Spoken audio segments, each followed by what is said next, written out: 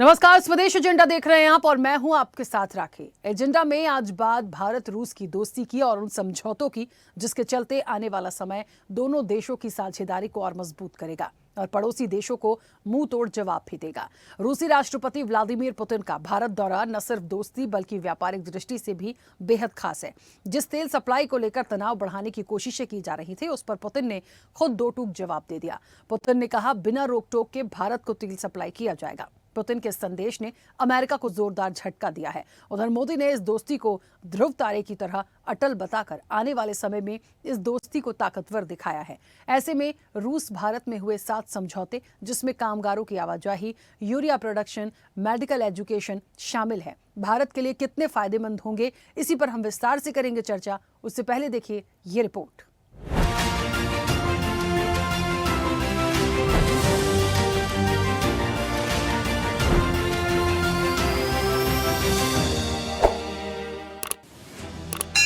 तेरे जैसा यार कहां, कहां ऐसा याराना, ये गाना मोदी पुतिन पर बिल्कुल सटीक बैठता है।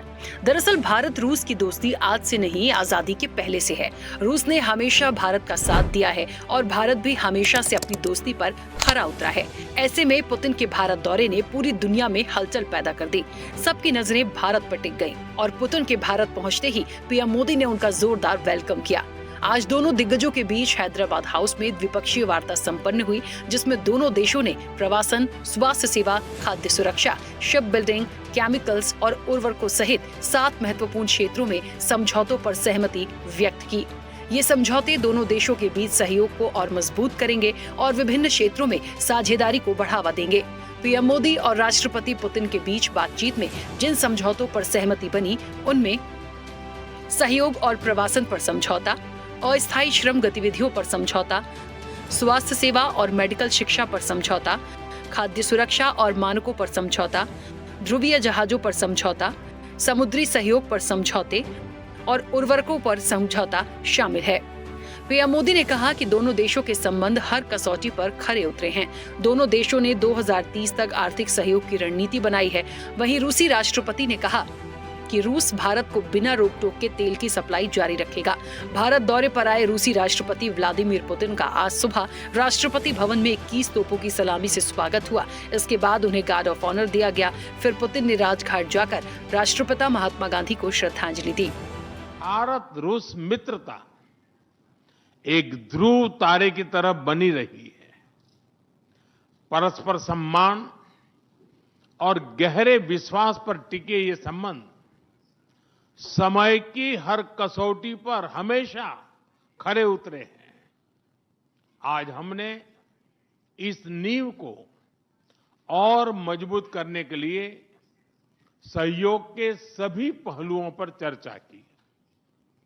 आर्थिक सहयोग को नई ऊंचाइयों पर ले जाना हमारी साझी प्राथमिकता है। इसे साकार करने के लिए आज हमने 2030 तक के लिए एक इकोनॉमिक कोऑपरेशन प्रोग्राम पर सहमति बनाई है। इससे हमारा व्यापार और निवेश डाइवर्सिफाइड, बैलेंस और सस्टेनेबल बनेगा और सहयोग के क्षेत्रों में नए आयाम भी जुड़ेंगे। We are also seeing successful partnership in energy. Russia is a reliable supplier of oil, gas, coal, and everything that is required for the development of India's energy. We are ready to continue uninterrupted shipments of fuel for the fast-growing Indian economy. Of course, the bilateral interaction in energy does not limit to that. We are also conducting a flagship project to build the largest Indian nuclear power plant, Kudankulam. 2 out of 6 reactor units have been already connected to the energy network and 4 are still under construction. Bharat रूस की मजबूती सिर्फ व्यापार ही नहीं, हथियार से भी बढ़ेगी। पुतिन ने कहा कि पिछले करीब 50 साल से रूस भारतीय सेना को हथियार देने और उसे आधुनिक बनाने में मदद करता आ रहा है, चाहे वो एयर डिफेंस फोर्सेज हो, एविएशन हो या नेवी। मुझे पूरा भरोसा है कि ये दौरा और यहाँ हुए समझौते भारत रूस की रणनीतिक साझेदारी को और गहरा करेंगे, जिससे हमारे दोनों देशों और भारत रूस की जनता को फायदा मिलेगा। इन सब के साथ ही पुतिन ने कहा कि रूस और भारत मिलकर भारत में सबसे बड़ा न्यूक्लियर पावर प्लांट बना रहे हैं। ये कुरनकुलम न्यूक्लियर पावर प्लांट तमिलनाडु में है। ये भारत का नहीं बल्कि एशिया के सबसे बड़े न्यूक्लियर प्रोजेक्ट में से एक है। इस प्लांट में कुल 6 रिएक्टर बनाए जा रहे हैं। हर रिएक्टर 1000 मेगावाट बिजली पैदा करेगा, यानी पूरा प्रोजेक्ट तैयार होने पर यहाँ से 6000 मेगावाट बिजली मिलेगी। पुतिन ने कहा कि 6 में से 3 रिएक्टर पहले ही भारत के एनर्जी नेटवर्क से जुड़ चुके हैं। बाकी 3 रिएक्टर यूनिट 4, 5 और 6 निर्माण के अलग अलग चरणों में है। इस प्रोजेक्ट से भारत को क्लीन एनर्जी मिलेगी, कोयले पर निर्भरता कम होगी, दक्षिण भारत के राज्यों में बिजली की उपलब्धता बढ़ेगी। We are also conducting a flagship project to build the largest Indian nuclear power plant, Kudankulam. 2 out of 6 reactor units have been already connected to the energy network, and 4 are still under construction. Getting this nuclear power plant to full power output will give an impressive contribution to the energy requirements of India. It will help supply Indian enterprises and houses with cheap and clean energy. उधर रूस के साथ मजबूत साझेदारी बरकरार रखने के लिए पीएम मोदी ने रूस के लोगों के लिए एक अहम घोषणा की, जिसमें रूस के लोगों के लिए फ्री ई टूरिस्ट वीजा की शुरुआत की गई है। ये ई वीजा 30 दिनों के लिए वैध होगा। इतना ही नहीं, अब भारत रूस मिलकर यूरिया का उत्पादन भी करेंगे। भारत रूस से बड़े पैमाने पर यूरिया आयात करता है। इस समझौते से भारत अब रूस के साथ मिलकर यूरिया का उत्पादन भी करेगा। फिलहाल रूस से भारत आयात का लगभग 76% हिस्सा कच्चा तेल ही है। अगर दूसरे तेल और कोयला को जोड़ लिया जाए तो ये 85% तक चला जाता है। लेकिन भारत से रूस निर्यात में दवाइयां, फाइन केमिकल्स, कपड़े, चाय, कॉफी, चावल, मसाले शामिल हैं। कुल मिलाकर पुतिन का दौरा भारत के लिए हर तरफ से फायदेमंद रहा। गहरी दोस्ती के साथ मजबूत साझेदारी ने पूरा विश्व का ध्यान खींचा और अमेरिका की टेंशन बढ़ाई। ऐसे में देखना दिलचस्प होगा कि भारत रूस की मजबूत साझेदारी आने वाले समय में भारत को कितनी मजबूती देगी और दूसरे देशों के एक्शंस क्या होंगे। चैनल हेड आरपी श्रीवास्तव के साथ एग्जीक्यूटिव एडिटर राखी वर्मा की रिपोर्ट।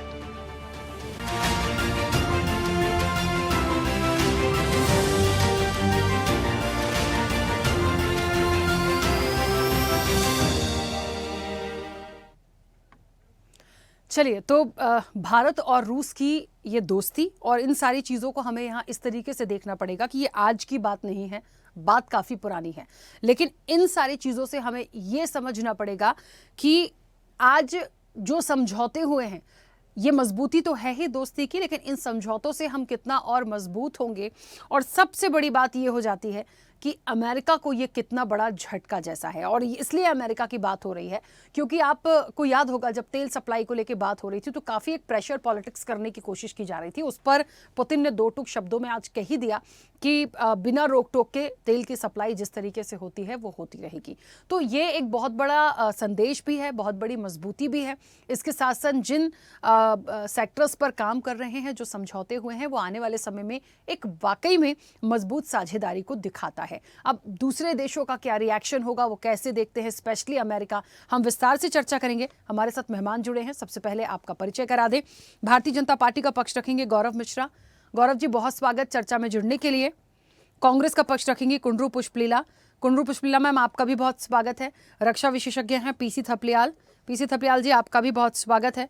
विदेश मामलों की जानकार हैं शारदा दीक्षित। शारदा जी, आपका भी बहुत स्वागत है। और राजनीतिक विश्लेषक हैं डॉक्टर इंदुकांत दीक्षित। इंदुकांत जी, आपका भी बहुत स्वागत है। चर्चा की शुरुआत में सबसे पहले शारदा जी आपसे करूंगी। मैम, मुझे सुन पा रही हैं? हाँ, राखी जी सुन पा रहे हैं। मैम, इस दौरे को किस तरीके से देखती हैं? जो 7 समझौते हैं जिन पर सहमति हुई है, उसके बाद भारत की अगली नीति किस तरीके से देखती हैं? और एक अहम सवाल अमेरिका को लेकर मैं जरूर पूछूंगी, क्योंकि भले अभी कुछ ऐसा रिएक्शन ना हो, लेकिन तिलमिलाया तो जरूर होगा। देखिए, सभी साथियों को नमस्कार, सभी दर्शकों को भी। तो राखी जी, ये तो कोई नई बात नहीं है कि रूस के राष्ट्रपति पुतिन जी यहाँ पर आए हैं और जिस तरह से उन्होंने अपनी पुरानी परंपरा को निभाते हुए भारत के सभी क्षेत्रों में सहयोग के लिए समझौते किए हैं। तो भारत और रूस तो ऐसे जब यूएसएसआर के रूप में उससे पहले जब भारतीय राष्ट्रीय आंदोलन चल रहा था, स्वाधीनता आंदोलन चल रहा था, उसको समर्थन देने से लेके आजादी के बाद हर तरह की मदद को लेके किस तरह से रूस ने भारत को अपने सबसे अभिन्न मित्रों के रूप में सहयोग दिया है, ये किसी से पूरे विश्व में छुपी हुई बात नहीं है। और भारत ने भी उस बात का सम्मान रखते हुए किस तरह से गुट निरपेक्षता का एक मंच तैयार करते हुए दोनों गुटों से अपनी दूरी, साम्यवादी गुट और पूंजीवादी गुट दोनों से अपनी दूरी बरकरार रखते हुए दोनों तरफ से सहयोग भी अर्जित किया और सम्मान भी बनाए रखा। पिछले कुछ वर्षों में इस पर गहरी चोट पड़ी है, इसमें कोई दो राय नहीं है। ये कहते हुए मुझे कोई झिझक भी नहीं है, क्योंकि ये तो एक विश्व विदित बात है कि हमने बहुत कुछ खोया है पिछले कुछ वर्षों में। राजनीतिक रूप से और कूटनीतिक रूप से हम बिल्कुल अकेले रह गए थे और उसका कई हमारे गलत डिसीजन, हमारा झुकाव जो पक्ष की तरफ हो गया, पूंजीवादी खेमे को हमने अपना गुरु मान लिया, उनके चरणों में हम नमस्ते ट्रंप करते हुए और हाउडी मोदी और वो सब एक गैर जरूरी चीजों को हमने अहमियत दी। जरूरत होती है कि हम अपने कूटनीतिक मामलों को एकदम से इस तरह से सक्षम बनाएं कि दोनों तरफ हमारा ये झुकाव ना हो, लेकिन हमने पूरा झुकाव बहुत लंबा, बहुत मतलब गहरा एक जो दोस्ती दिखाई और उसका परिणाम नेगेटिव हमें मिला। भारत को बहुत तरह से कई मंचों पर उसका खामियाजा उठाना पड़ा, चाहे वो सिंदूर ऑपरेशन के दौरान, चाहे पाकिस्तान को जो हमारे बदले में अहमियत उस खेमे ने दी है। खेमा ही मैं कहूंगी क्योंकि यूनिपोलर विश्व भले ही बन गया है, लेकिन खेमा अभी भी वो पूंजीवादी खेमा भयंकर रूप से हावी है विश्व व्यवस्था पे। तो उस व्यवस्था में जिस तरह से हमारे साथ दबाव की राजनीति खेली जा रही है, उस खेल में अगर पुतिन की अपनी मजबूरियां हैं कि वो भारत के साथ खड़े होने के लिए उसे अब आना पड़ रहा है, वरना अपमान और जिल्लत तो उनको झेलनी पड़ी है। पुतिन को भारत की तरफ से जो अपमान और जिल्लत झेलनी पड़ी थी, चाहे वो ब्रिक्स की करेंसी, कॉमन करेंसी की बात हो, चाहे वो यूक्रेन के मामले में बात हो, हर तरीके से उसने वो सहते हुए भी अपनी कुछ प्रतिष्ठा को दांव पर लगाते हुए और वो सब करते हुए भी हमारे साथ कुछ अपने अंदरूनी प्रॉब्लम्स के कारण रिश्ता नहीं तोड़ा, लेकिन वो लगातार हमारे साथ खड़ा रहा और अभी भी खड़ा है। तो बात ये है कि हम इस व्यवस्था में आज जिस मोड़ पर खड़े हैं, हमें हर कोई एक हथियारों का बाजार समझकर इस्तेमाल करने के लिए यूज कर रहा है। खास करके ये जो कंपनियां पूंजीवादी खेमों की कंपनियां हैं, लेकिन जो थपियाल जी बताएंगे कि जो लगभग 70 सालों से जिस तरीके से रूस ने हमें हथियारों की सप्लाई करी है और उसके सारे कोड्स और बिना किसी भेदभाव के, बिना किसी छुपाव दुराव के, जिस तरीके से उसने एक ऐसे विकासशील देश को बिल्कुल दोनों हाथों से हथियारों की सप्लाई और सब तरह के सहयोग लुटाए थे, उसका हमने मान नहीं रखा पिछले कुछ वर्षों में और उसकी गिरावट का खामियाजा भी हमने भुगतना पड़ा।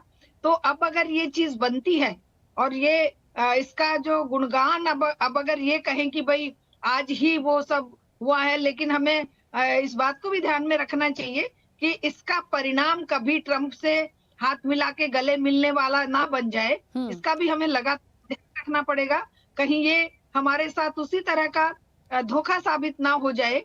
क्योंकि देखिए, राजनीतिक मसलों में, विदेश मामलों में बहुत गंभीरता और बहुत स्थिरता की जरूरत होती है। वो स्थिरता अगर हमने नहीं दिखाई, अगर रूस के साथ दोस्ती और स्थिरता नहीं दिखाई है, तो उसका खामियाजा पहले भुगता है। और अभी भी चाहे उन्होंने किसी भी मजबूरी के तहत, चाहे हमने किसी भी मजबूरी के तहत संबंधों में खटास को आने दिया, अब उस खटास से हमें निजात पाने की जरूरत है और हमारे जिस भी तरह से संबंध अच्छे बने, एक जांचा परखा दोस्त, जैसे कहावत है कि नया 9 दिन पुराना 100 दिन।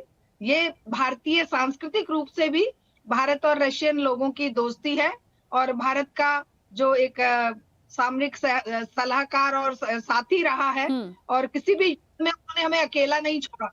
चाहे वो हमारे 65 पाकिस्तान का युद्ध था, 71 की जब 7th फ्लीट यहाँ आ गया था, तब उसका क्यों वापस मुंह मोड़ा गया? क्योंकि सोवियत संघ जैसा एक मजबूत दोस्त खड़ा हुआ था हमारे साथ। तो ये मजबूत दोस्ती को बनाए रखना और उसके लिए कीमत जो भी हमें चुकानी पड़े, चाहे जो पूंजीवादी खेमा है, चाहे नाटो कंट्रीज है, जिस तरह के दबाव हम पर बनाएंगे, उस सबके साथ सीना तान कर खड़े रहना ये बहुत जरूरी है। और हमें इस बात को बिल्कुल नहीं भूलना चाहिए कि सोवियत संघ रूस जैसा दोस्त हमें मिला है। पुतिन या मोदी जी आएंगे जाएंगे, लेकिन जो राष्ट्रों की एक गरिमा है, राष्ट्रों का जो एक मेल है, उसे कभी भी कमजोर नहीं पड़ने देना चाहिए। ये एक हर एक राष्ट्राध्यक्ष को भी ध्यान में रखना चाहिए कि नई चीजें नहीं होनी, इस तरह से नहीं होनी चाहिए कि आप आज यूज कर रहे हैं और कल उठाकर खूंटी पे टांग देंगे और फिर से चाहेंगे कि वो फिर से हमारी मदद कर दे। तो ये चीजें बार बार नहीं हुआ करती हैं। इनमें बहुत ही संभल के और बहुत ही शालीनता और गंभीरता से विचार चिंतन करने की जरूरत है। ठीक है, पीसी थपलियाल जी मुझे सुन पा रहे हैं? जी मैडम। हाँ, पीसी थपलियाल जी, क्योंकि हथियारों की बात हम करें, हमने ये भी देखा था कि ऑपरेशन सिंदूर हुआ था तो S-400 ने बहुत कमाल किया, रूस से हमें ये मिला। और आज भी इस वार्ता के दौरान ये बात बिल्कुल सटीक कही गई है कि हथियारों की बात हो चाहे कच्चे तेल की बात हो, रूस ने बिल्कुल क्लियर किया है कि वो हर जगह पर हमेशा हमारे साथ है और हमेशा रहेगा। और आज की बात नहीं है, हमेशा से वो रहा है। तो कहते हैं ना कि एक मजबूती के साथ ये जो एक दोस्ती है, ये जो साझेदारी है, ये कितनी इफेक्टिव आने वाले समय में होगी। क्योंकि आप एक रक्षा विशेषज्ञ हैं, मैं रक्षा की दृष्टि से ये तमाम बातें कर रही हूँ, क्योंकि देखिए इन सब चीज़ों की हमेशा ज़रूरत पड़ेगी। हमारी ताकत भी कैसे बढ़ेगी यदि उन हथियारों के जरिए या उन सारी चीज़ों के मैन्युफैक्चरिंग में कभी ये सारा एक बिजनेस पॉइंट ऑफ व्यू से भी देखें तो कितना इसको सफल मानते हैं?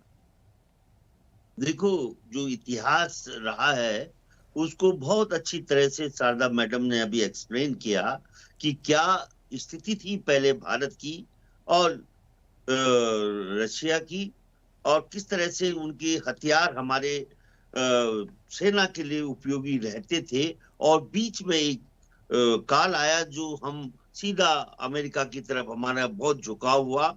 हमने भव्य स्वागत किया ट्रंप जी का, ट्रंप जी को सीने में लगाया। और अब जब ऑपरेशन सिंदूर के दौरान में जब हम ये भारत अलग थलग सा पड़ गया, तो निश्चित तौर से आज हम रूस की उंगली पकड़ने के लिए मजबूर हैं, क्योंकि S-400 ने हमारी इज्जत बचाई ऑपरेशन सिंदूर में।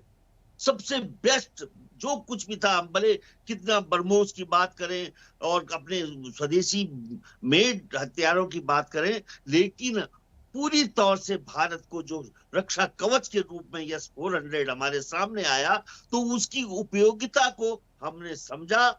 और जिस तरह से जिस राइफल को हमने ये सोचा था कि एक अभेद्य और अजय हथियार हमें मिल चुका है, उसको धुएं में डालते हुए आज हम फिर से सुकोई 57 की तरफ हम जा रहे हैं, जिसका बहुत ज्यादा प्रचार नहीं हो रहा है।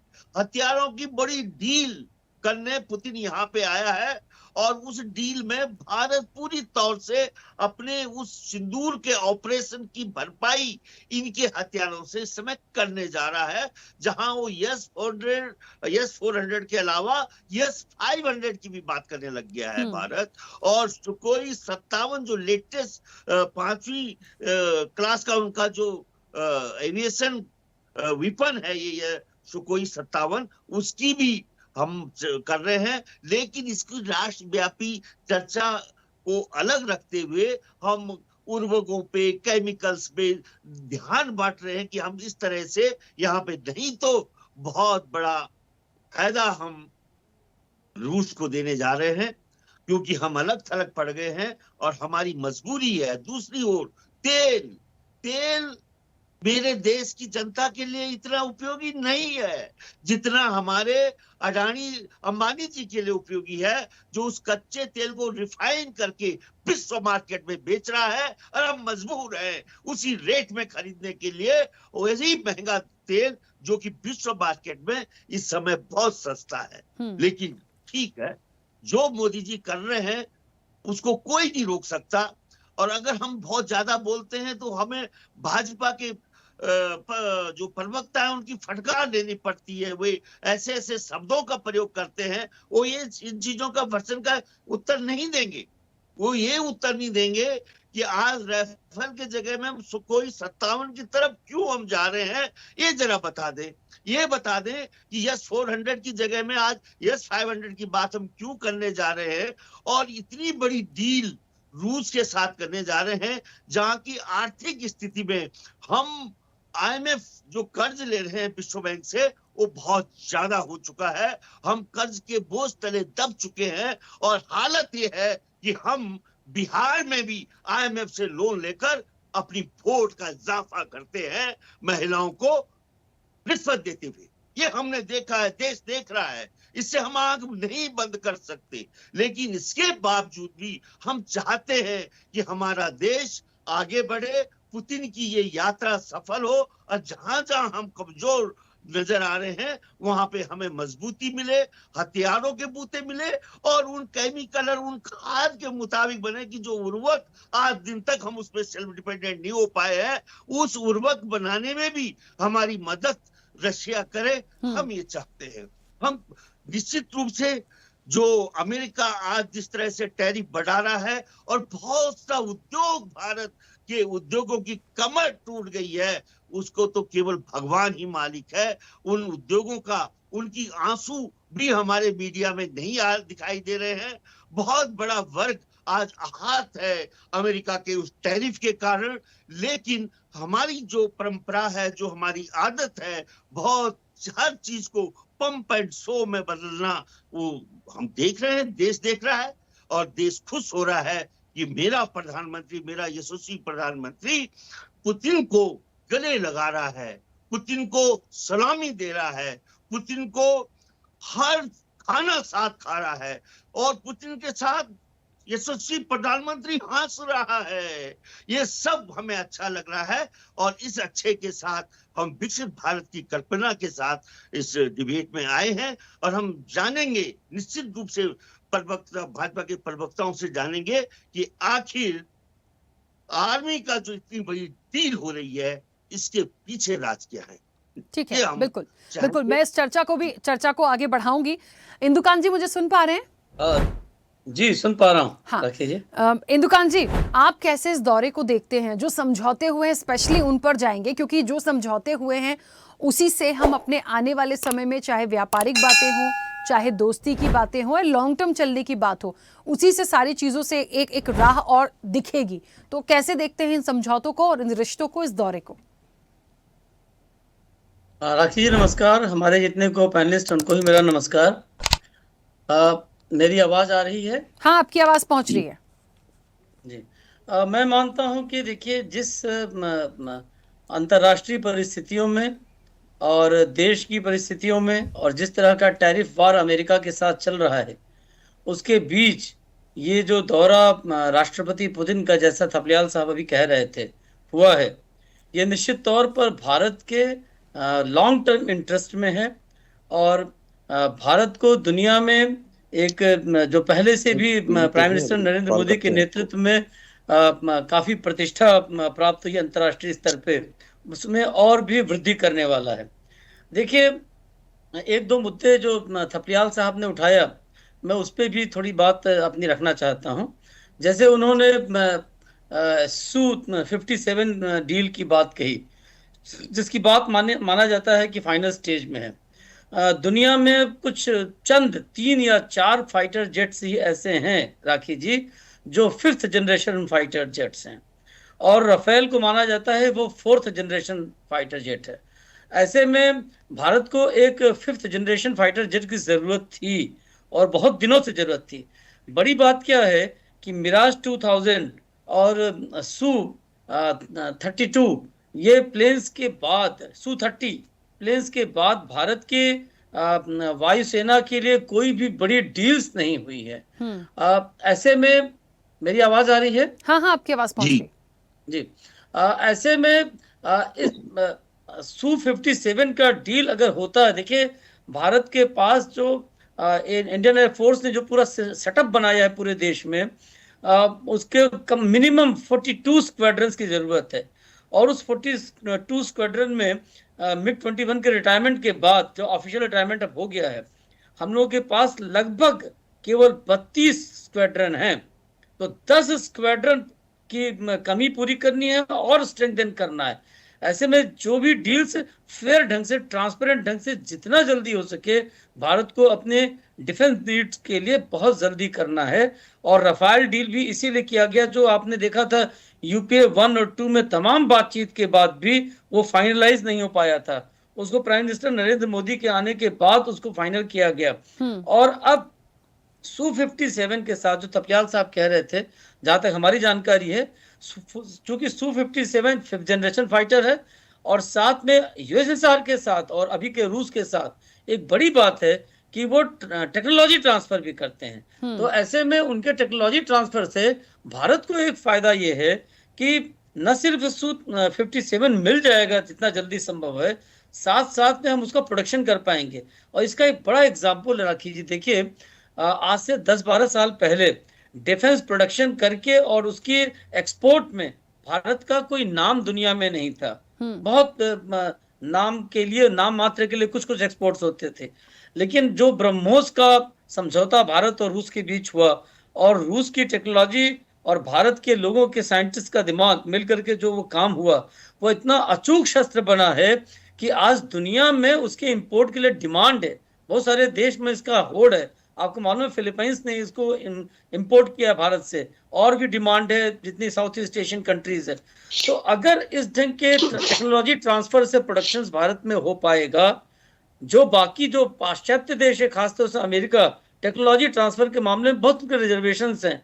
और खासतौर से जब युद्ध होता है, आपको याद होगा कि जब भारत ने एयर स्ट्राइक किया था, बालाकोट एयर स्ट्राइक, तो उस समय F-16 का जब यूज करने की बात की पाकिस्तान ने किया भी, तो अमेरिका ने तत्काल उस पर ऑब्जेक्शन लिया कि आप ऐसे किसी स्कम्शियस में F-16 का यूज नहीं कर सकते हो। हमने पूरा पैसा दिया, खरीदा, और उनके प्रतिबंध होते हैं कि आप किन परिस्थितियों में यूज करें, किन में न करें। तो एक जो ऑल वीदर हमारा दोस्त रहा है रूस, ये बात बहुत अच्छी बात कही आप लोगों ने, मैडम शारदा जी ने भी और थपलियाल जी ने, कि देखिए अमेरिका के साथ हमने अपने संबंध सुधारने के लिए और उसको एक जनरेशन आगे ले जाने के लिए बहुत काम किया। और उस काम को मैं नहीं मानता हूं कि कोई गलत काम था, एक अच्छा प्रयास था। लेकिन उसके बावजूद अपने दूसरे टर्म में ट्रंप का जो रुख है, सिर्फ भारत के साथ नहीं, दुनिया के सभी देशों के साथ इतनी हेकड़ी की, इतने जो कहते हैं कि मॉनिटर जैसा, एक माफिया डॉन जैसा, मैं शब्द का उपयोग करूंगा, इस तरह का व्यवहार करते हैं कि किसी को भी किसी की गर्दन दबा देना, किसी को कुछ भी बोल देना। अब उन्होंने यहां तक एक स्टेटमेंट दे दिया कि मैं प्राइम मिनिस्टर नरेंद्र मोदी हमारे अच्छे दोस्त हैं, बाहर दोस्ती, कि मैं उनके बारे में ज्यादा कुछ नहीं बोलना चाहता हूं, अदरवाइज उनका पॉलिटिकल करियर बर्बाद हो जाएगा। अब अगर ऐसा दोस्त हो तो दुश्मन इससे भले। तो अब ये जिस तरह की बातें वो कर रहे हैं सेकेंड टर्म में, पूरी दुनिया ऐसा मान रही है। आप देखिए थोड़े से अफगान तालिबान के सामने पूरी अमेरिकन फौज किस तरह से दुम दबा के भाग गई थी, और जिनके खिलाफ लड़ाई की बात कर करके अफगानिस्तान की जनता के सारे हितों को अपने हाथ में लेने की कोशिश की, दुनिया से कहा कि आप इसमें पैसा लगाओ, हम आतंकवाद को खत्म करना चाहते हैं। उन्हीं तालिबान के साथ पर्दे के पीछे डील करके और वहां की जनता को रोता बिलखता छोड़ करके भाग गए ट्रंप और अमेरिकन प्रशासन। और उनसे आप दुनिया में क्या उम्मीद करते हैं? आज पूरी दुनिया को वो कहते हैं हम यहाँ डील कर रहे हैं, वहां डील कर रहे हैं, कनाडा को अपना 51वां स्टेट बना लेंगे, आइसलैंड को अपने में मिला लेंगे, पनामा को अपने साथ कर लेंगे। तो ऐसे बरसक आदमी के बारे में अगर आप सिर्फ ये कहें कि भारत के साथ ऐसा किया, मोदी के साथ ऐसा किया, तो नाइंसाफी होगी। ठीक है। उनके साथ डील करने के लिए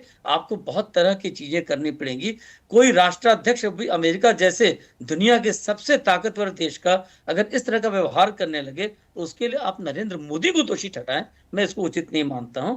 और जहां तक इस यात्रा की बात है, इस यात्रा में जो डील हो रही है वो देश के इंटरेस्ट में है और लॉन्ग टर्म इंटरेस्ट में है। और जैसा आपने कहा कि इसका न सिर्फ अमेरिका बल्कि चीन और कई अन्य देशों को भी एक बड़ा जाएगा कि भारत तुम्हारी बेतरतीब शर्तों के सामने झुकने वाला नहीं है। बिल्कुल ठीक है। चलिए गौरव जी, मुझे सुन पा रहे हैं?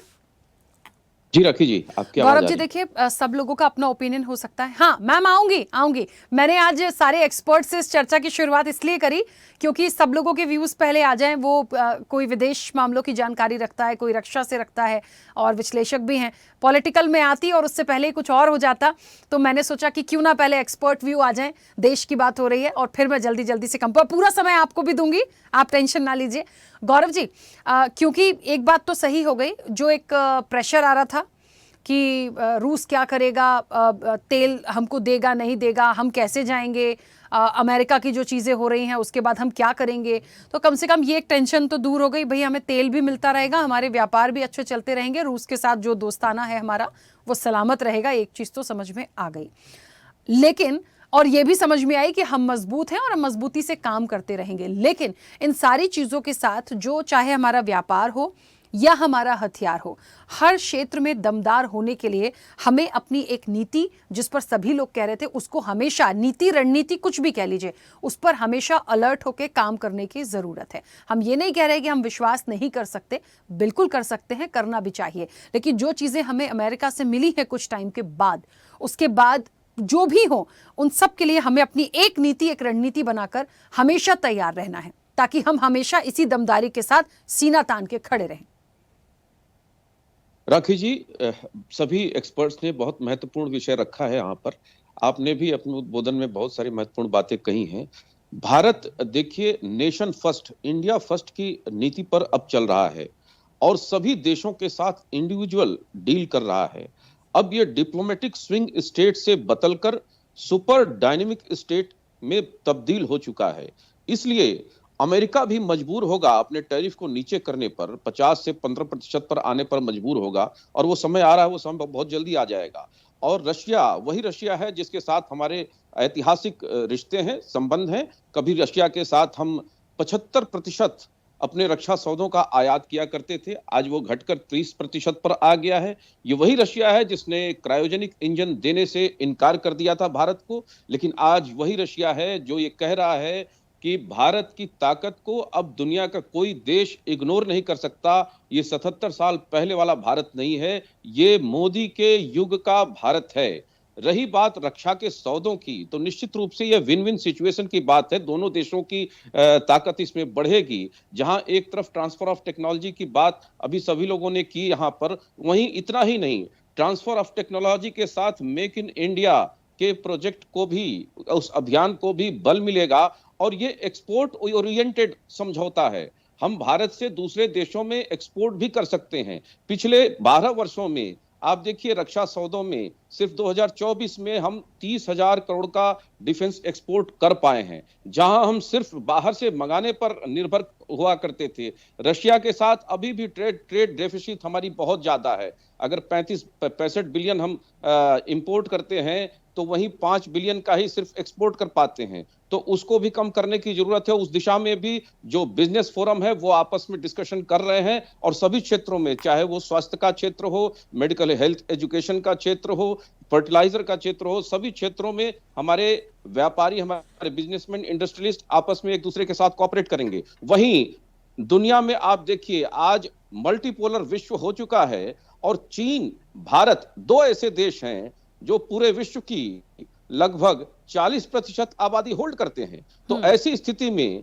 एक बहुत बड़ा बाजार भी है, भारत और चीन भी है। और वहीं दुनिया का सबसे ज्यादा रिसोर्सेज रशिया होल्ड करता है। 100 ट्रिलियन से ज्यादा का रिसोर्सेज, अकेले डॉलर का रिसोर्सेज रशिया के पास है। तो कहीं ना कहीं ये जो तिकड़ी है वो पूरे विश्व के संतुलन को बनाए रखने में, और जो एक पश्चिम की डोमिनेंस थी पूरे विश्व के ऊपर, जो एक वार का बिजनेस अमेरिका पूरे दुनिया में करता था। अभी इंदु जी ने बहुत अच्छा बताया कि रशिया से भाग गया, सीरिया से भाग गया, वियतनाम से भाग गया, जहां जहां वार किया वहां से भाग गया और वहां पर अपने हथियार ही बेचा। तो अमेरिका की ये स्ट्रेटजी रही है। लेकिन आज भारत आत्मनिर्भर भारत की तरफ बढ़ रहा है, इसलिए ना किसी को ज्यादा आंकता है ना किसी को कम आंकता है, भारत को सर्वोपरि रखता है। इसलिए भारत के हित जहां सुरक्षित होंगे वो प्रधानमंत्री मोदी जी निर्णय लेंगे। और आज आप देख सकते हैं कि दुनिया के ताकतवर से ताकतवर देश, उनके राष्ट्राध्यक्ष भारत के साथ अपना रिश्ता बनाने और प्रधानमंत्री मोदी जी से मिलने के लिए व्याकुल रहते हैं, आतुर रहते हैं।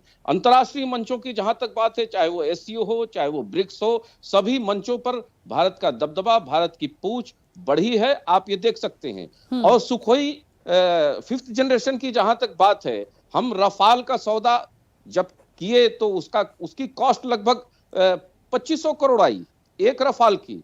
वहीं सुखोई को जब हम बनाते हैं तो वो घट करके 500-600 करोड़ पर आ जाएगी अगर हम इंडिजनाइज करते हैं तो स्वाभाविक है उसमें भी भारत एक बहुत बड़ा अपना जो खर्चा है, जो अपना खरीद की जो कॉस्ट है उसको बचा पाएगा। तो कहीं ना कहीं भारत की इकोनॉमी में भी वो कंट्रीब्यूशन होगा। और 5th जनरेशन के स्टेल्थ फाइटर जेट्स भारत में बनेंगे और उसका अपग्रेडेशन होगा। वहीं ब्रह्मोस में भी आप देख लीजिए, ब्रह्मोस चाइना के साथ भी रशिया काम करता है लेकिन ट्रांसफर ऑफ टेक्नोलॉजी नहीं देता है। भारत के साथ ट्रांसफर ऑफ टेक्नोलॉजी है।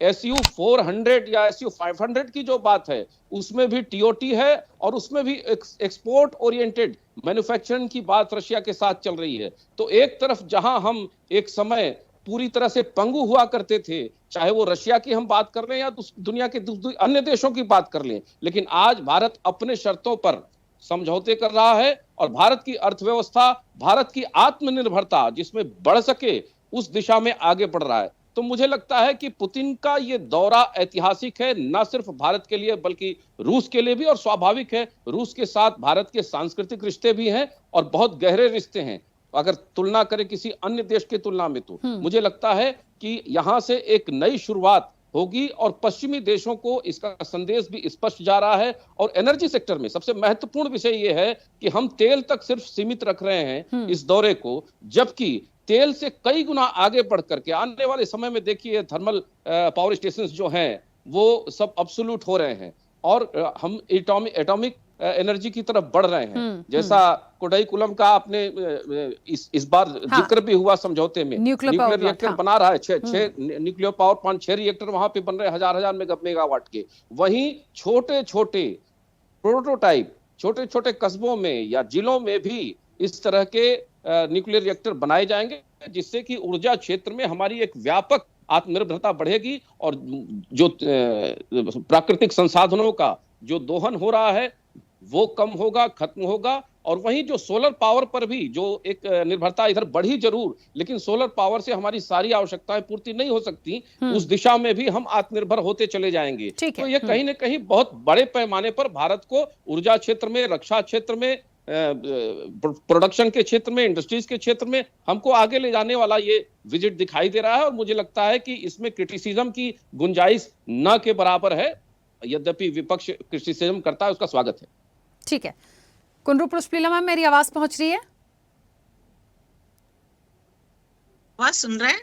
हाँ मैम, कैसे इस दौरे को आप देखती हैं? यहाँ व्यापार की बात भी है, हथियार की बात भी है, अच्छी दोस्ताने की बात भी है और कहीं ना कहीं भारत को और ज्यादा मजबूती और दमदार करने की बात भी है। तो कैसे आप इसको देखती?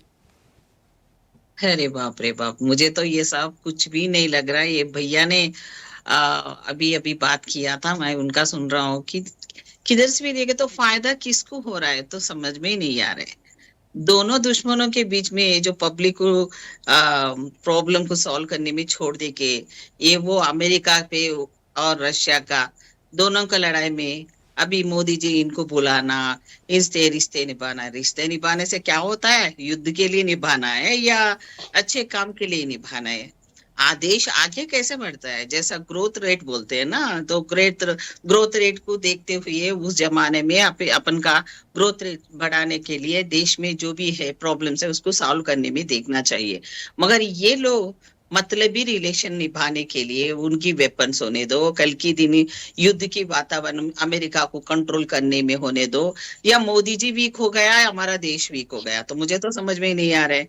हमारा देश कब से ही सबसे भी शांतिपूर्वक रिलेशन बनते रहते थे। रशिया में भी तो डिवाइड हुआ था, मगर तब स्ट्रांग था। जो 5 देश रहते थे वीटो पावर वाला देश यूएनओ का, उसके ऊपर कंट्रोल करने के लिए इसमें ने अमेरिका ज्यादा रोल लेते हुए पूरा सब कंट्रोल वर्ल्ड को कंट्रोल करने के लिए इनकी जो वेपन्स का बिजनेस को चलाते हुए युद्ध वातावरण बनाने के लिए ये सब चल रहा है। तो अभी मोदी ने कितनी 11 साल से मैंने उनको देख रहा था, सब लोग दुनिया भी अपन पहचान रहे कि इन्होंने कभी कभी जा रहा तो उनकी देश की फायदे के लिए जा रहे ना, अपन का देश के लिए कुछ भी फायदा नहीं हो रहा है। रिश्तेदारी किसके लिए निभाएंगे समझ लीजिए। एक बार तो मुझे तो क्वेश्चन अपने आप को डालना पड़ेगा। आज मैत्री का जो है ना, पुतिन आ गया 2 दिन में आ गया, आके हग ले लिया, उससे क्या फायदा हो रहा है? इकोनॉमिकली अपन का माइनस क्या? वेपन्स के लिए रिश्ते बनाना है या किसके लिए बना? ये प्रतिपक्ष के जो है, अभी देखो प्रतिपक्ष है या डेमोक्रेसी सिस्टम में जो पूछने वाला नहीं है, जो मनमानी का चल रहा है तो दुनिया में वो देख रहा है पूरा। अभी देखो तो हमारा पुतिन जी आ गया, क्या करना है? पुतिन जी आए तो किसी को फायदा हो रहा है देश का? मोदी ने बुलाया तो इससे पहले नेहरू जी की तरह से अभी तक भी देखे तो कितने के ऐसे ही बड़ी बड़ी सेशंस हुआ था, मिलना हुआ था, वर्ल्ड में फ्रेंडशिप अच्छा ही था। मगर आज ट्रंप आने के बाद ट्रंप को कंट्रोल करने के लिए रशिया से मुलाकात हो गया, वो उसका बिजनेस के लिए आया। इनको अपन से रिश्ता बनाना है, वो मतलब रिलेशन है, या उनका जो रिलेशन हो अमेरिका ऊपर गुस्सा निकालने का हो या उनको कंट्रोल करने के लिए एक देश से एक जोड़ने का मतलब से लग रहा है मुझे। तो ये तो उसके फायदा मंद का नहीं है, कुछ भी नहीं है मुझे तो। और मोदी जी के लिए वाह वाह बोलने वाला तो लगे रहते हैं, हमको तो वाह वाह नहीं बोलेंगे, हमको तो वो बोलने वाला तो बोलते रहेंगे। इससे पहले कुछ ऐसी नहीं है, ऐसी घटना कभी नहीं हुआ। इन्होंने ऐसा माहौल बना दिया कि उन लोगों को बुला रहे, इधर करा रहे, मगर इससे कुछ फायदा नहीं हुआ रहा है।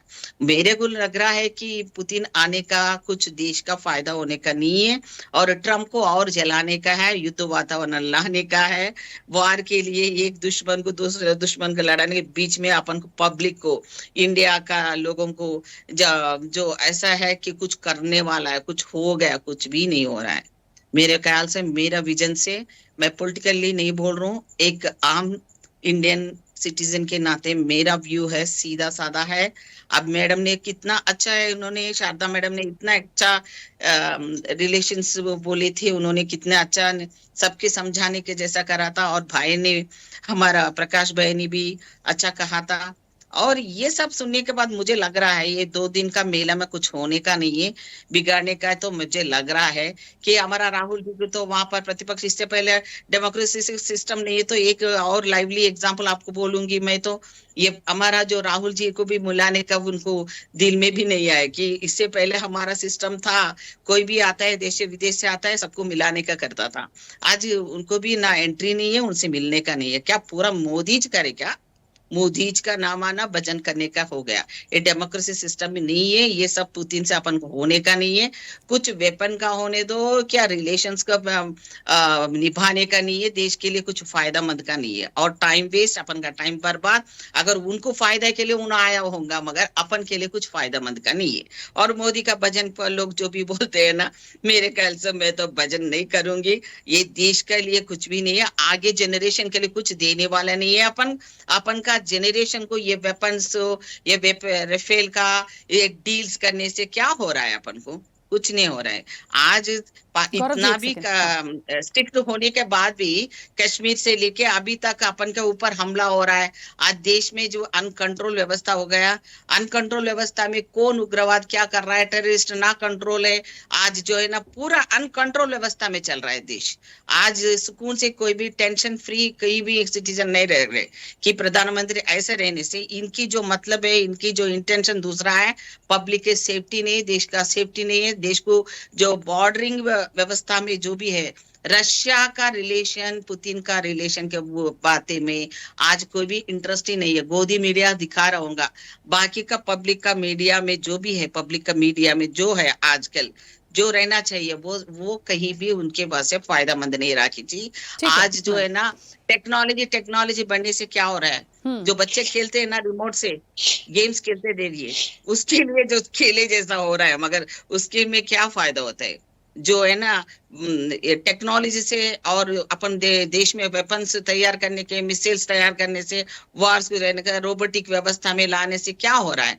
पुतिन अभी एक तो जोक मैंने दूसरे चैनल पे देखी थी, ये पुतिन भी डुप्लीकेट है कहते, ट्रम्प से मिले सो पुतिन भी वो पुतिन का जो छोड़ी वो मीटिंग हुआ था वो ओरिजिनल पुतिन नहीं है, वो डुप्लीकेट है। अभी हमको तो लग रहा है इधर भी ओरिजिनल आया डुप्लीकेट है, चेक करना पड़ता है। ये सिस्टम में अभी किसको क्या पता क्या हो रहा है देश में, तो हमको तो समझ में ही नहीं आ रहा है। राहुल जी जैसा हमारा पब्लिक के व्यूज में तो ये तो फायदा मंद का नहीं है, और जो बिजनेस डीलिंग्स होगा उसकी मतलब से आया है, देश के लिए कुछ भी नहीं है भैया। मैं तो मेरा तो एक आम जनता के नाते मैं बात कर रहा हूँ, मैं तो देश तो नीचे गिर जा रहा है, ये वेपन से अपन को कुछ फायदा नहीं, इनके आना जाने पे मतलब नहीं है। ट्रम्प से लड़ने का डायरेक्ट नहीं है, शक्ति नहीं है क्या, पुतिन से लेना क्या जरूरत है अपन को। इंडिया इतना शक्तिमान है, अपन सबसे लड़ सकते हैं, सबको जितने भी अपन का है शक्ति है, पूरा देश नहीं पूरा वर्ल्ड में अपन का क्या, इनसे पहले से भी हम ऐसी है, अभी मोदी आने के बाद बनी नहीं। ठीक है, समझ गए आप? कोई ऐसा सोच रहा होगा वो जरा बुद्धि थोड़ा कम कर लेके, नहीं तो वो बुद्धि से मोदी को बढ़ाने के लिए कर रहा होगा, मगर मुझे तो ऐसा नहीं लग रहा। अपन पूरा देश, जब इंदिरा जी से भी शक्तिमान है, नेहरू जी भी थे, आज इंटरनेशनली भी अपन का देश का रिकॉग्नाइजेशन वो लोगों से मिला, और कई सारे मेहमान कुछ कहना चाहते हैं, बिगड़ जा रहा है। ठीक है, हाँ गौरव जी पहले आप बोलिए, कुछ कहना चाह रहे थे। शारदा मैम इसके बाद आ रही है। जी राखी जी, अभी मैडम को मैं सुन रहा था, और कांग्रेस की पूर्व मंत्री रह चुकी हैं, और इनको तो अपने इतिहास के बारे में पता होना चाहिए। आज पुतिन से इनको इतनी नाराजगी है, और उसी रूस से कांग्रेस के सांसद 48 सांसद 92 तक पैसे लेते थे, केजीबी से पैसे लेते थे, और ऑन रिकॉर्ड है। जरा पन्ने पलट करके देख ले, कांग्रेस का इतिहास पता चल जाएगा। आज चोरी से जा रहे हैं चीन से मिलने, आज चोरी से चीन के राजदूत से मिलते हैं, मानसरोवर यात्रा पे जाते हैं तो चीन के अधिकारियों से मिलते हैं राहुल जी, तो उनको ज्यादा पसंद चीन आ रहा है, तो रूस से कुछ माल नहीं मिल रहा है। दरअसल कांग्रेस पार्टी जिससे माल पाती है उसका गुणगान करती है, तो अभी माल नहीं मिल रहा है, तो इसलिए गुणगान नहीं हो रहा है पुतिन का। माल मिलने लगेगा तो गुणगान होने लगेगा। आपकी प्रॉब्लम ये है, आपकी प्रॉब्लम ये है, इसलिए आप कह रहे हैं कि पुतिन डुप्लीकेट है, तो ये राहुल गांधी भी हो सकता है डुप्लीकेट हो। अरे हमको क्या देश, मेरी बात हो गई हमें, राखी जी मेरी बात हो गई। ठीक है, आपका जैसा लोग नहीं है। ठीक है मैम, एक सेकंड रुकिए, शारदा मैम कुछ कहना चाह रही है, 1 मिनट रुकिए। शारदा मैम अपनी बात रखिए। हम देश के लिए सैक्रिफाइस नेचर वाला है, मोदी सैक्रिफाइस। ठीक है कुंडू पुष्पलला मैम, एक सेकंड शारदा जी को अपनी बात रखने दीजिए। आप करो भजन, हम नहीं करेंगे। एक्चुअली बात यही है कि विश्व में आज जिस तरह के हालात हैं, उन हालातों में ये एक बैलेंस मेकिंग, ये बात से मैं सहमत हूँ कि इंटरनेशनल लेवल पे बैलेंस बनाने के लिए ही यात्राएं और बैलेंस बनाने के लिए ही हथियारों की खरीद फरोख्त। क्या कोई बात कर रहा है ग्लोबल वार्मिंग पे बात हो रही है, क्या कोई भुखमरी, बेरोजगारी और इन मुद्दों पर समाधान की कोई बात हो रही है विश्व के नेताओं के बीच में? वहां पर कोई सहमति नहीं बनती। लेकिन हथियारों की खरीद फरोख्त जहां पर भी आती है, क्या इंसानों की मतलब इस प्लानेट की हत्या करने के लिए ही हमें डेवलपमेंट करना है, या इतना की भुखमरी, बेरोजगारी और जो दूध मुँहे बच्चे जिस तरह से हैं, उनका भी तो कोई समाधान ढूंढने के लिए मोदी जी, पुतिन, ट्रम्प या नेतन्याहू या इन सबको आगे आना चाहिए, या केवल अपनी सत्ता बचाने के लिए तरह तरह के हथकंडे अपनाकर इससे पैसा लिया, उधर बांट दिया, इधर गाली दे दी, उधर उठा लिया हथियार और उधर बेच दिया। अब जहां जहां मौका परस्ती दिखती है, जहां जहां सुविधाजनक लगता है, वहां वहां हम इन सौदों को कर लेते हैं। लेकिन क्या कब अपने देश की स्थिति को गंभीरता से जनता के सामने रखने की हिम्मत कोई नेता जुटा पा रहा है? कोई नेता नहीं जुटा पा रहा। इस पूंजीवाद ने इतना खोखला कर दिया है सिस्टम को कि आतंकवाद, हथियारों की खरीद फरोख्त और युद्ध, केवल यही इस व्यवस्था की सच्चाई रह गए हैं। बिल्कुल भी मानव मात्र के कल्याण के लिए, मानव मात्र की शिक्षा, चिकित्सा, ऐसे ऐसे बिल लाए जा रहे हैं संसद में, शर्म आती है कि 70, 75, 78 सालों में जो वो चारों तरफ के सहयोग से आज उस सबको धराशायी करके कुछ कंपनियों के चरणों में झोंक दिया जा रहा है कि वो जो IMF और WTO और इनके सौदों के तहत देश की शिक्षा व्यवस्था को बर्बाद किया जा रहा है। देश की पूरी सुरक्षा व्यवस्था को राफेल ने किस तरीके से टेक्नोलॉजी ट्रांसफर के नाम पर हमारे साथ धोखा किया है, किस तरीके से राफेल डील ही अपने आप में कितनी भ्रामक और कितनी भ्रष्टाचार से लिप्त रही है, वो सब चीजें इस पूरी व्यवस्था की कलई खोलते हैं और इस व्यवस्था का खोखलापन जनता के सामने रखते हैं। ये जो 2-4 दिन की धूमधाम मचा के कभी पुतिन आते हैं, कभी ट्रंप आते हैं, कभी फलाना आता है, ढिकाना आता है, इन सबसे देश का क्या कल्याण होने वाला है, इस बात क्या मिल रहा है? ये कुछ कल्याण के मुद्दे नहीं है। कल्याण तब होगा जब हम अब ये जो HEIC बिल आ रहे हैं, जो हायर एजुकेशन कमीशन के बिल आ रहे हैं, किस तरह से बर्बाद होगी शिक्षा व्यवस्था, किस तरह से। मैम मैं रोकूंगी, मैं चाहती हूँ 10-10 सेकंड में 2 प्रतिक्रिया छोटी छोटी सी बहुत जरूरी आ जाए। 10 सेकंड से ज्यादा मैं दे भी नहीं पाऊंगी। इंदुकान जी, मुझे इस पूरी चर्चा से ये समझ में आया है जो बाकी लोगों ने कहा, मैं व्यक्तिगत कोई टिप्पणी नहीं करूंगी क्योंकि चीजें ऐसी यहाँ आकर रुकी हैं इस चर्चा के बाद कि कुछ कहना ठीक नहीं होगा। और सबसे बड़ी बात ये भी हो जाती है कि ये तो यहाँ ऐसा लग रहा है जैसे उनके दौरे का कोई मतलब नहीं है।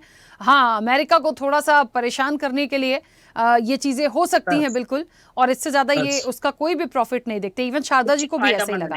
बहुत संक्षिप्त प्रतिक्रिया। मेरे को भी वैसी लग रहा है जी। मैं कांग्रेस के पूर्व मंत्री रही कुंद्रू मैडम को सुन रहा था। सचमुच में उनको पुतिन की यात्रा से जितना निराशा हुई, उससे कई गुना ज्यादा उनके इस स्टेटमेंट से हमें निराशा हुई कि उन्हें कुछ भी नहीं दिखाई देता है।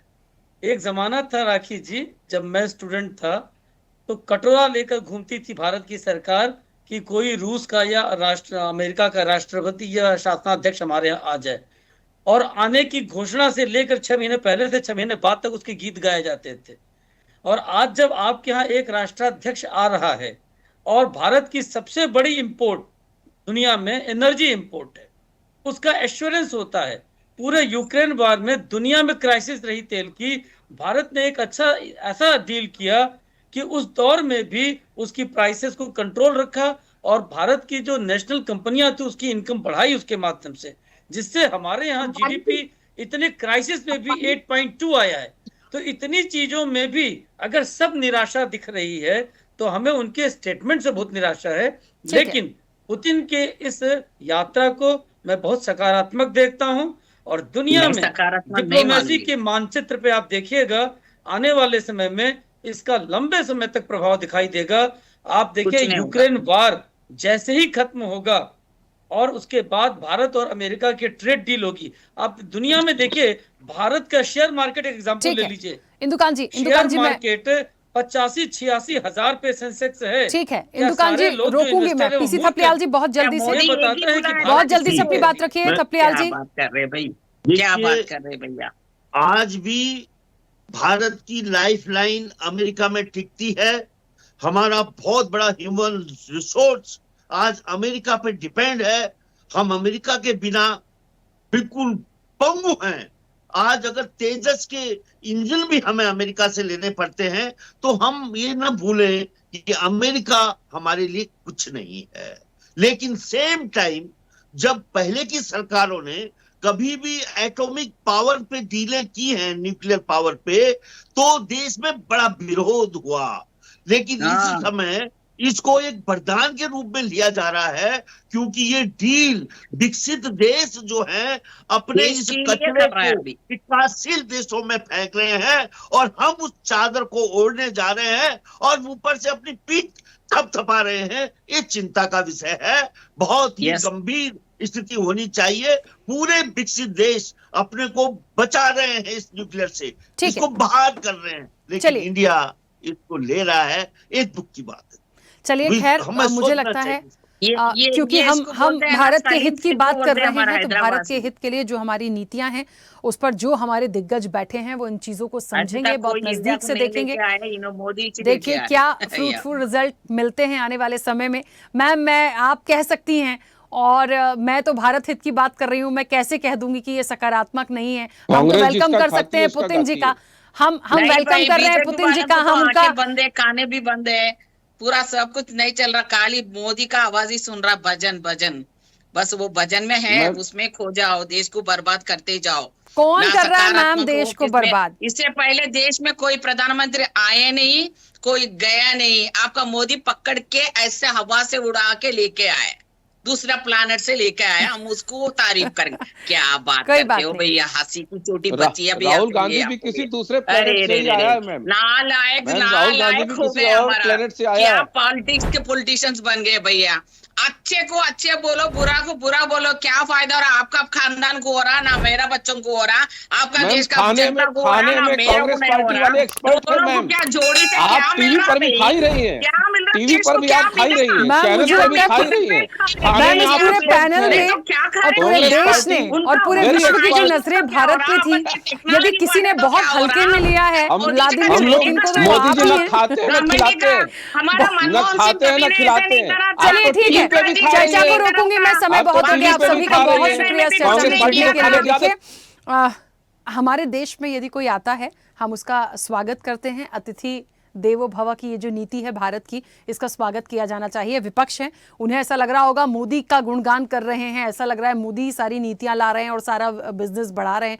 तो ठीक है, देखिए विपक्ष है, उनका अधिकार है अपनी बात रखने का, लेकिन हमें ये देखना पड़ेगा जो समझौते हुए हैं, जो दोस्ती और मजबूती भारत और रूस की है, वो ऐसे ही कायम रहेगी। अमेरिका को जरूर थोड़ी सी तकलीफ पहुंची होगी, लेकिन अमेरिका के बिना भी कुछ हो नहीं सकता। तो ओवरऑल जो विदेश नीति होगी, जो नीतियां होंगी, जो रणनीतियां होंगी, जो समझौते हुए हैं, जो व्यापार हथियार कितने और हम दमदार होंगे, ये सब कुछ भारत की नीतियां तय करेंगी आने वाले समय में। चर्चा में इतना ही। बने रहिए स्वदेश न्यूज के साथ। सबसे पहले देश। ऐसे ही वीडियोस के लिए लाइक करें, शेयर करें, फॉलो करें। YouTube पर जाकर सब्सक्राइब कर बेल आइकन दबाना ना भूलें और ताजा अपडेट्स के लिए स्वदेशलाइव.com पर जरूर जाएं।